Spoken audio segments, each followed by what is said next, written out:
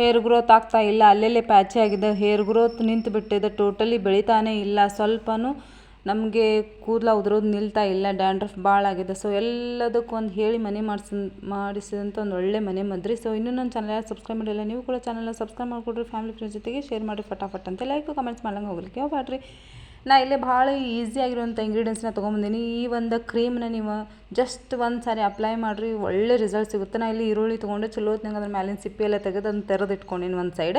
ಒಂದು ಬೌಲ್ಗೆ ಕೊಬ್ಬರಿ ಎಣ್ಣೆ ಮತ್ತು ಆಲೋವೆರಾ ಜೆಲ್ಲಿ ಹಾಕ್ಕೊಂಡು ಎಲ್ಲ ಚಲೋ ಹೊತ್ನಾಗ ಮಿಕ್ಸ್ ಮಾಡ್ಕೊಳ್ರಿ. ಆಮೇಲೆ ಆ ಒಂದು ಈರುಳ್ಳಿ ರಸಾನ ಇದಕ್ಕನ್ನು ಮಿಕ್ಸ್ ಮಾಡ್ಕೊಂಡು ಹಾಕ್ಕೊಳ್ರಿ. ಎಲ್ಲನೂ ಹಾಕ್ಕೊಂಡು ಇದಕ್ಕೆ ಇನ್ನೂ ಇಂಗ್ರೀಡಿಯೆಂಟ್ಸ್ ಎರಡನ್ನ ಆ್ಯಡ್ ಮಾಡೀನಿ.